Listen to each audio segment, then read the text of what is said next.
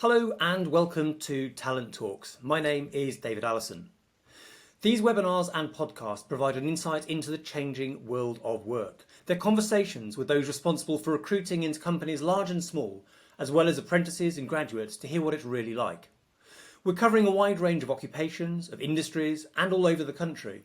And we're exploring some of the many changes that are happening around us today, and the even bigger changes which are on the horizon. Not only the challenges brought about by the pandemic, but also the transformation of working patterns and the changing need for skills brought about by the huge growth in automation. So my guests today are Josh Carney and Oliver Brigstocke from GSK. Now, GSK is a huge global healthcare organisation with science at its very heart. You may be familiar with some of the brands which we access as consumers, such as Panadol or Beecham's, Piriton or even Aquafresh, but this is just the tip of the iceberg. Of particular relevance in today's world is the fact that GSK is the world's largest vaccine company, as well as being a leader in broader pharmaceuticals. And of course, a business as diverse as this requires a huge range of skills, from science to engineering, manufacturing, technology, and the types of professional service roles which are found within any global business. But before we hear more about the world of GSK, let's meet Josh and Oliver. So hello and welcome to Talent Talks. Hi, thanks so much for having us. Pleasure. So Josh, let's start with you if we can. You've worked as part of the early talent and the attraction team for a couple of years within GSK, but I know that your background is far broader. Could you begin by giving us kind of an introduction to you and your own career? Sure, yeah. So I've worked, as you mentioned, at GSK for around about 2 years or so now, primarily working in our early talent recruitment team. So that's looking after the recruitment and the attraction for our apprenticeships, our graduate roles, our placements, anything for people right at the very beginning of their career and for students at GSK. So prior to that, I've been, working for a few years within different parts of recruitment, primarily looking at student recruitment. So within universities and working in the higher education sector in general, and I've also had a bit of experience working within life sciences recruitment as well. So those kind of experiences came together quite nicely a couple of years ago when I was joining GSK, and kind of combining that life science experience with a little bit of the student and the higher education recruitment as well. So yeah, that was me. And I think I saw one of the items on your CV was around kind of study abroad as well. So some kind of international awareness experience there as well. Yes, yeah. So I worked for a university in London, working in their international student recruitment departments. That's primarily was looking at recruiting students from the US to come on, programs, so short-term programs or kind of full degree programs in the UK as well. So that was quite an enjoyable one. Got to travel a little bit to the US, which is always quite enjoyable a few years ago. So I have got a bit of experience working directly with those universities on their study abroad programs as well. So what is it for you that makes this an interesting area of work? I mean, it's one that I love, but why early talent? Why is that the thing that you've obviously specialised in?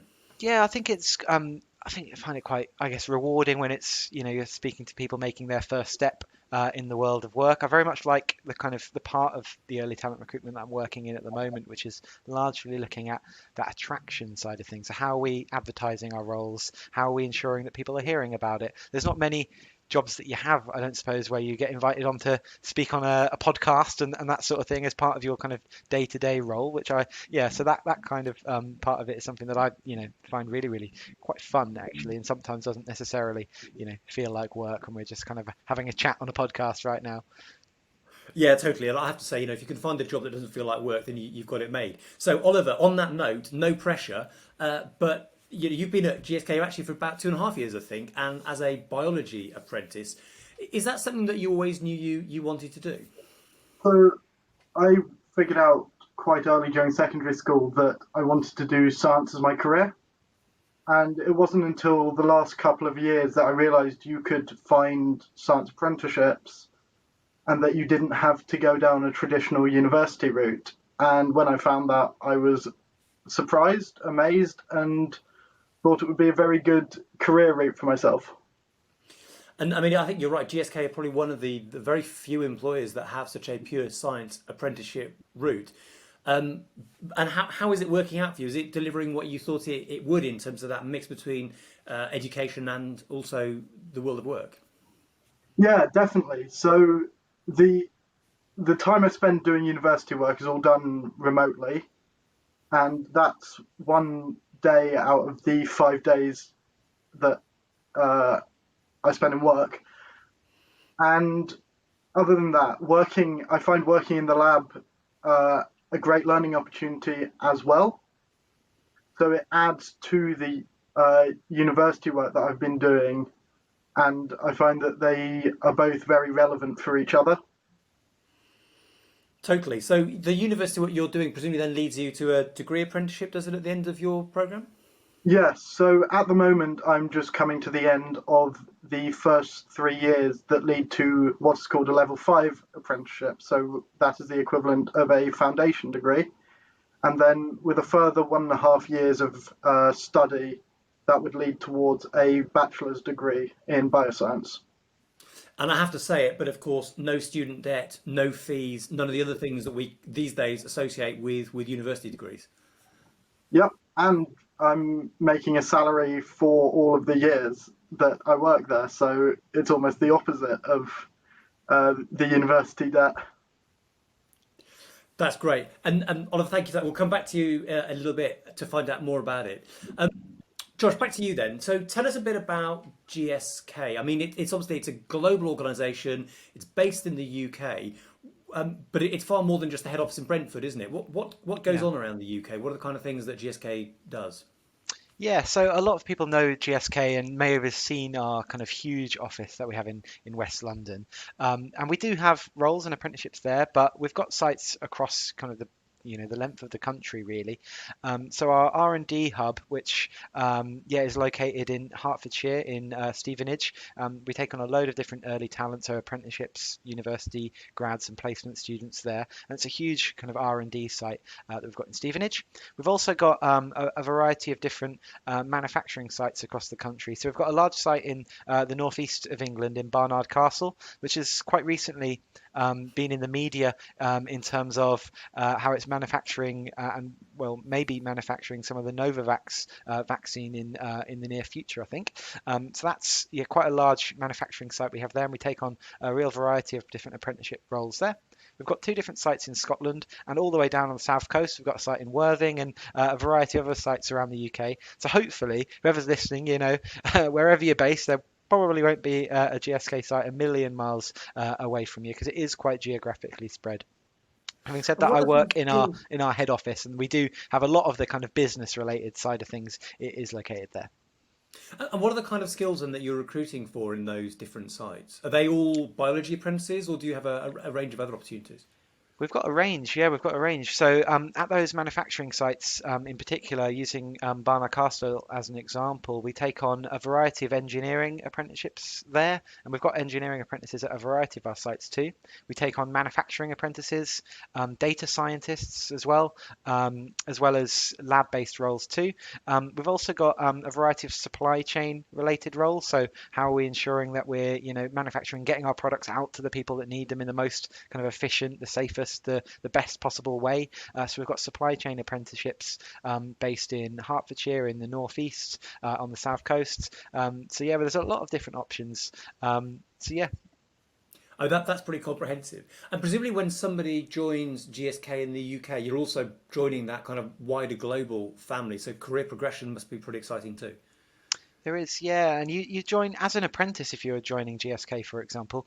You can join, and there's kind of a society, I suppose, called Next Gen, which is kind of a network of current apprentices all around the world, I suppose. And they arrange a variety of different kind of development events and sometimes social events as well for our apprenticeship. So there's a huge kind of network and opportunity, not just in the UK, but to meet people and to work with people kind of around the world as well, which I think is quite exciting because GSK operates in I think it's over 100 countries around the world, and we may be kind of a UK company, but it's truly a global organisation.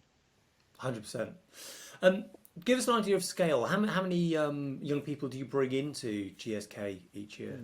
So on our apprenticeship program, we take on typically, I'd say roughly 50 or 60 a year. Um, On our university programs, we have an industrial placement program, which is for students to do like a year in industry as part of their course. And we take on quite high numbers in that, sometimes around about 300 or so, and that's across the UK. And we take on typically about 50 or 60 graduates on our Future Leaders program as well. So fairly high numbers for and a variety of different options for students, I think. And that's across all the different disciplines as well. So engineering, manufacturing, as well as do you take on commercial and digital roles as well? We do, yeah. So as I've mentioned, data science is quite a big area for GSK, particularly on our apprenticeships. We've got a real variety of roles looking at the data side of things in terms of analytics for our consumer products, as well as data science in terms of how we're manufacturing and looking at that sort of data as well. Looking at some of the university programs, we've got roles within finance, HR, procurement, sales and marketing, like a real variety. We don't have those open for apprenticeships this time round, but we have had kind of more commercial apprenticeships in the past, and hopefully again in the future too. Fantastic, thank you. So when you're thinking about recruiting your people, what is it you're looking for? Do they have to be sort of experts in life sciences before they start filling the application form, or what are the attributes that makes a star applicant for your programs? Yeah, I think so. GSK is a very kind of well-known company, so I think people assume that we're only looking for people who've got like A's in absolutely everything and are an absolute expert with loads of previous work experience. So that's not really what we're looking for. You don't have to have had work experience. I know apprenticeships in particular are, primarily for people to make that kind of first step in the world of work. So you don't have to have, work experience or even like the highest A stars in everything to be able to join GSK. We are more interested and we are looking at people's motivations. I think that's really important. People are really interested and inspired by what GSK does as a company, and really, motivated by that role that they've applied for. That's kind of really specifically what they're looking for. I think that's kind of really important in terms of what we're looking for. Also, GSK has a very strong set of values, like the GSK values and expectations are really kind of key to what we're looking for. Our kind of recruitment process is largely based around those. So we are more interested in, the values of the person that are applying, the potential that they have, their individual strengths, their motivations, what they can bring to the company in the future, more so than what they've done in the past in terms of work experience, because you don't need to have that to come and be successful on our program. So if anyone is listening and hasn't done any internships or work experience, that's absolutely fine. You can still definitely come and be successful on one of our programs. And I think that's a really interesting thing. Some of the research we've done with with young people on our candidate base says that there is increasingly a focus on values and the why we come to work as being almost more important than anything else when it comes to picking a company to work with. Is that something that you would recognise from the people that you hire? Yeah, I think so. I think those values are very, very important. I think, and it's not just for people joining us on the kind of student careers or apprenticeships, or anyone joining GSK has got to share those kind of values that GSK has. It's kind of how the company actually operates. So I think really importantly to how we do it is that patient focus. So the idea that everything that the company does, whatever role you've got at GSK, you have that patient, that consumer, that person that needs the product in mind. That's really important. Then the values around like transparency, integrity, and respect for other people are like really, really key.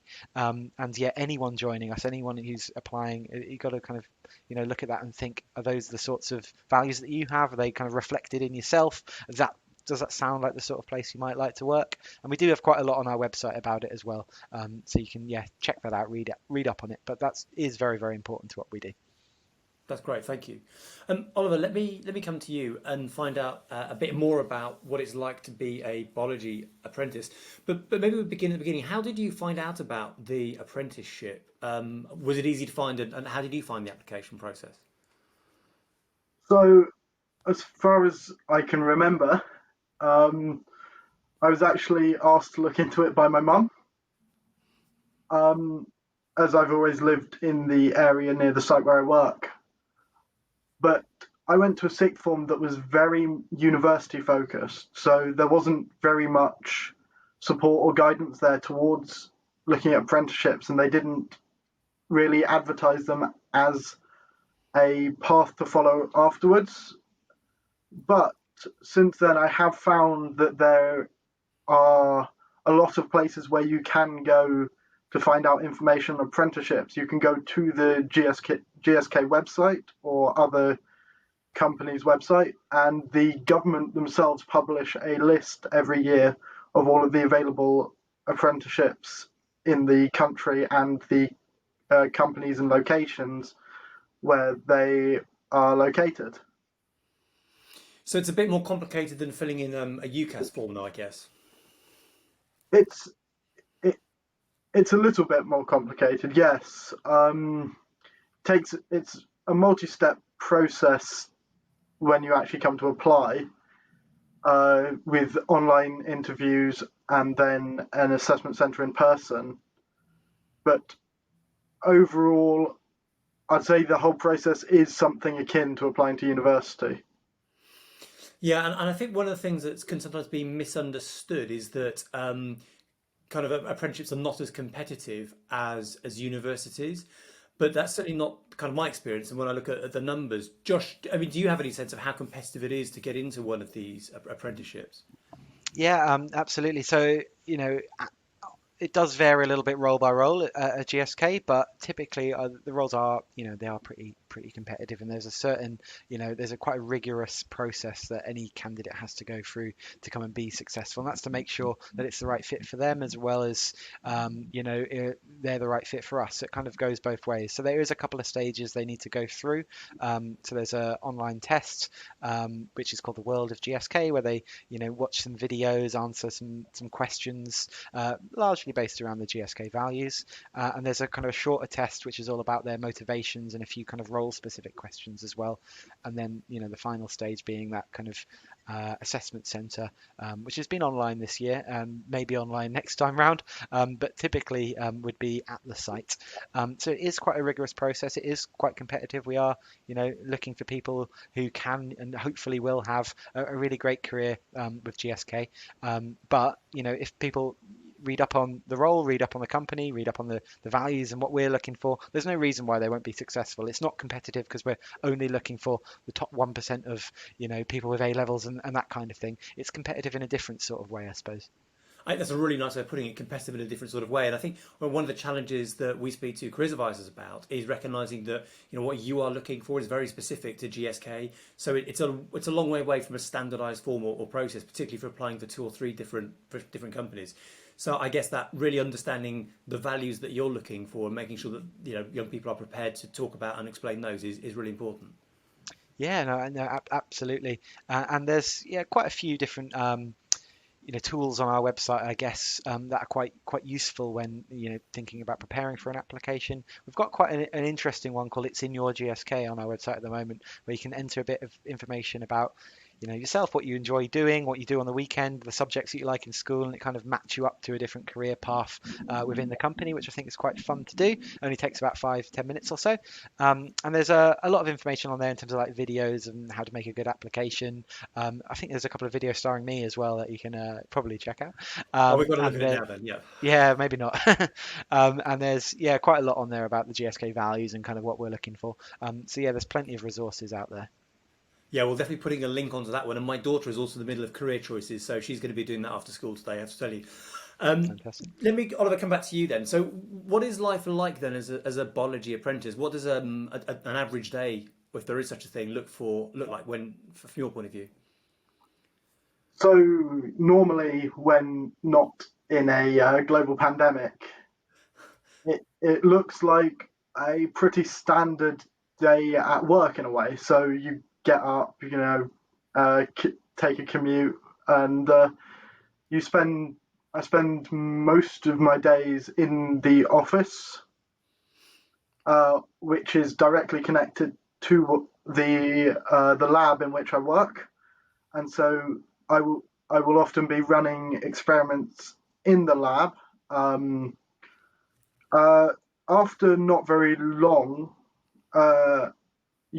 you can go into the lab sort of unsupervised, so to speak, and be independently running assays and other experiments as a scientist, in the same way that the other scientists, some of whom have far more experience than you.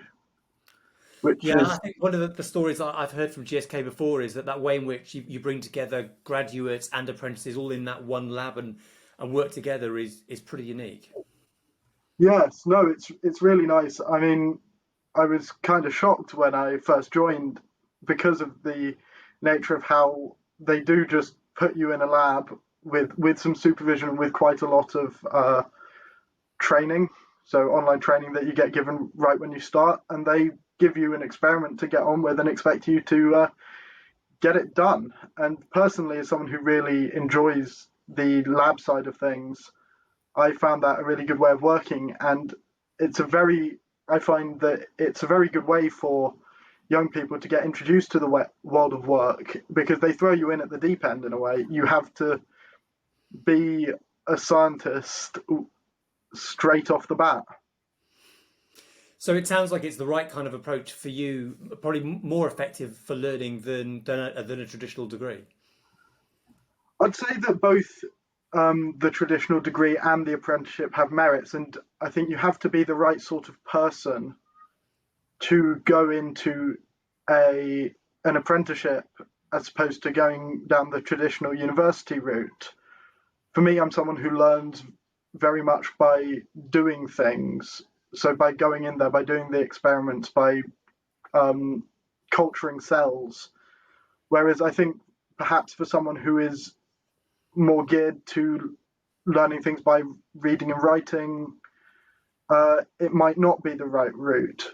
But I think it's always good to have a look, because you never know when you might find that an apprenticeship will be better for you.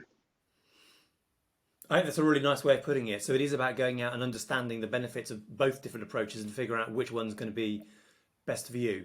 And it sounds like you've done a great job of doing that. So Josh, let me come back to you then. Where are you at the moment in terms of your hiring cycle? So if I want to find out more about GSK or want to think about applying, what are the key dates that I'd need to be aware of? Yeah, so typically each year we open the majority of our apprenticeships in kind of late November, early December sort of time.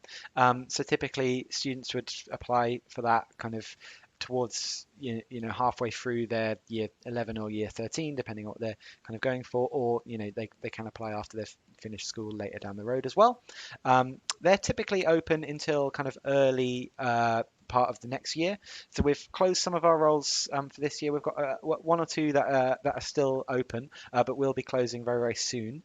And then we typically run our assessment centres around about now in the spring. So we've got quite a few going on this month and next month. And then most of our apprentices join us in September. Some of them join a little bit earlier, but the vast majority are joining in September. So it's quite a long process. But yeah, typically the majority of our roles kind of go live usually around December time, I would say.